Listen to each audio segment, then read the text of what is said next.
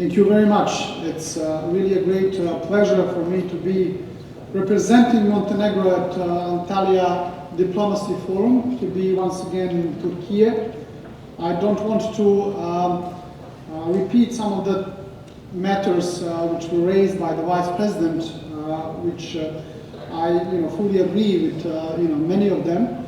We are definitely living in a challenging world, and I believe that everything, for instance, in a number of different ways what Turkey has been doing when it comes to diplomacy and diplomatic efforts, something that we have also seen by entering to this stage by going to the diplomacy tunnel. Our diplomacy can actually be used in order to overcome some difficult challenges and problems that we are all surrounded by. Let me sort of remind us all a bit about the history as well.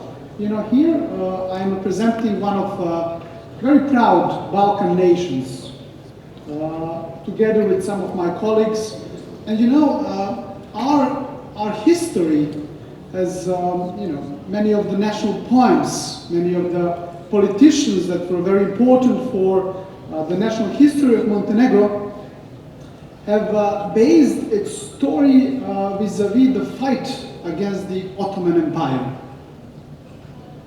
And today we are here speaking about diplomacy, strengthening the links between the Balkan nations and Turkey.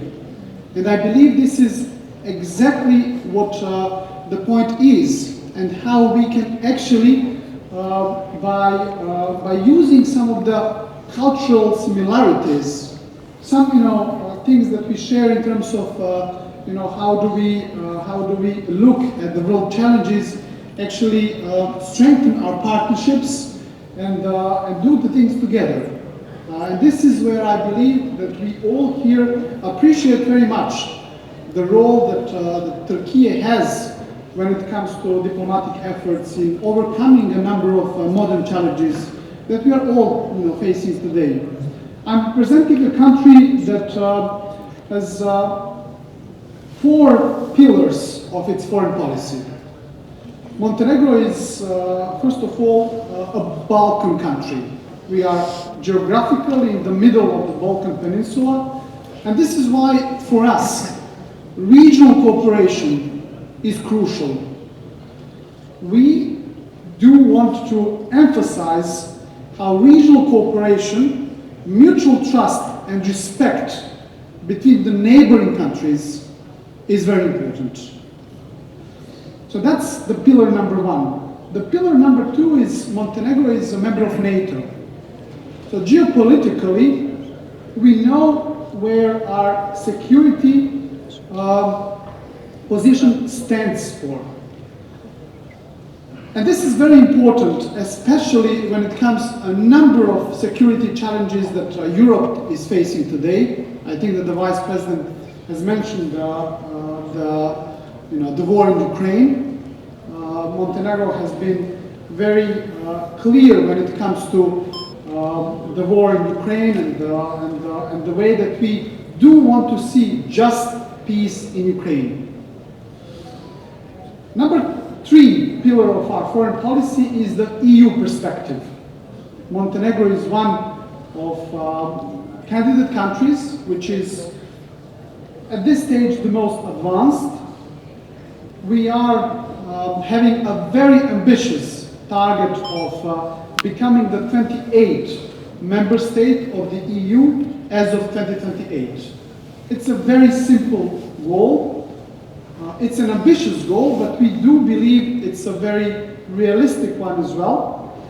And I believe that also Europe has understood more clearly, especially following the Russian aggression on Ukraine, that the enlargement of the EU is also about the security of the European continent. And this is where also a number of capitals from the member states of the EU change their attitude a bit towards the enlargement process. And this is where I believe that the successful story of Montenegro in terms of becoming the next member state of the EU, could also be a role model for all the other candidate countries that do want to join the EU. And this is also what is in the interest of the EU itself. And finally, Montenegro, as part of the former Yugoslavia, was a founding member of the United Nations. So in that regard, we are a country which is devoted to diplomacy, to rule-based world order, which is surrounded and set by what we have in the United Nations. When it comes to the challenges that we are currently observing apart from the wars in the neighborhood that the Vice President has also touched upon, it is absolutely important that we also mention the so-called trade war that is seemingly sort of evolving in front of our eyes. I must say, and I must be sort of a bit, how to say, speaking metaphorically here, for the many of the Balkan nations currently, the rhetorics that we are seeing, which is happening between the EU and the States, for us, it's like, when you have children watching their parents fighting about. And so now we are basically, waiting to see whether the fight will, end up in a sort of a real divorce, or whether the fight can sort of, be diplomatically overcome. We, and I'm sure also Turkey as well, and everybody else here, we are hoping for that, the intense rhetoric that we are now seeing could be overcome. And this is what we are obviously supporting for.